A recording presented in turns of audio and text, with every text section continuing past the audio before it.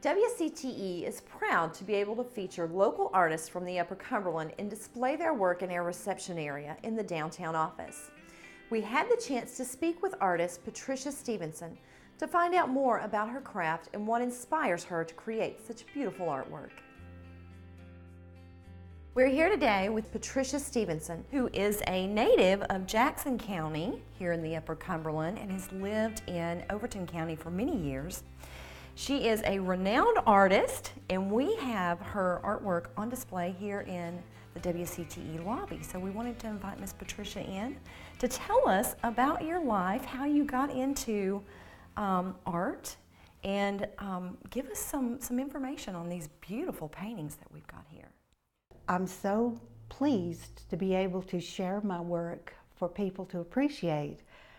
I love the Appalachian area, especially at the Upper Cumberland where I grew up. So a lot of my work and paintings do reflect the lifestyle of the days back then when it was a simpler way of life. Yes, and that reflects heavily in a lot of the artwork that we have on display here in the office. So tell us how you got started painting. I guess as a young child, I always had the ability to draw what I saw with my eye.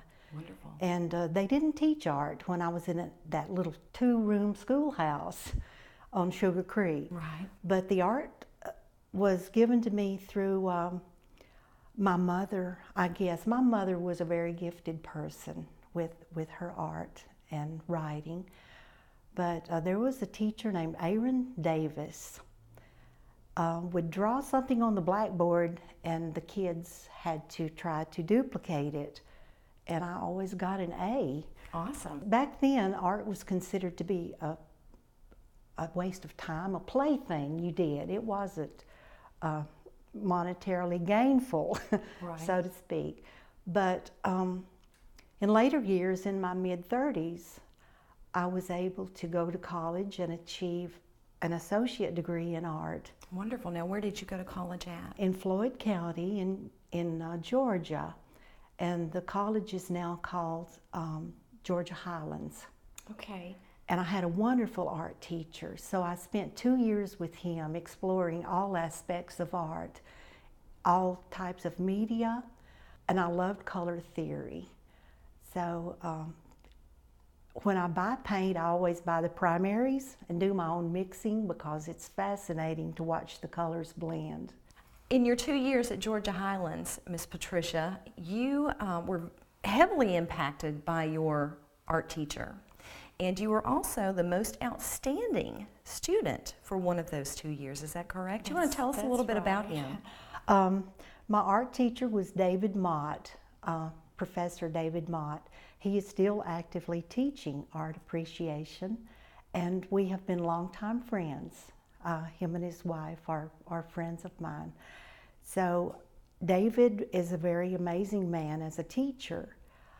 We explored every aspect of art there is, from three-dimensional to different types of media, oil, acrylic, charcoal, pen and ink, and so it just sprang from that. And that little art degree did so much to change my life. Tell us what inspires you around the area when you were growing up here in the Upper Cumberland, in Jackson County, Overton County, or just what gives you your inspiration for all this remarkable artwork that reflects our area so true? Being born on Sugar Creek, where life was very simple back then in the 50s, we lived off of what we could grow on our little plots of land. And when school was out, me and my 2 brothers worked all summer in the fields, hoeing Johnson grass out of the corn, digging potatoes and that kind of thing. But we would work for $2 a day, and that would buy us new shoes for the coming school year.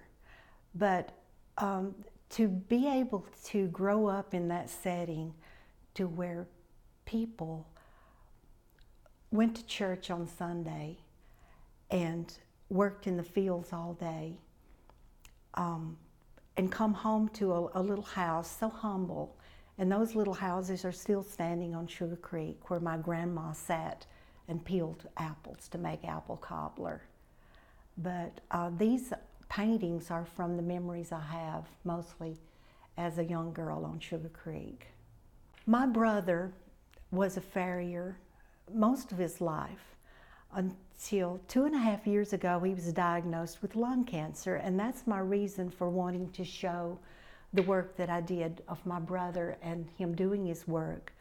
His hands with a blood blister on the thumbnail from, and if you have a horse in any of the surrounding counties here in the Upper Cumberland, you're going to know Kenneth Rogers. Well, thank you so much for coming in and sharing with us your journey to this beautiful display that we have here in the downtown office at WCTE.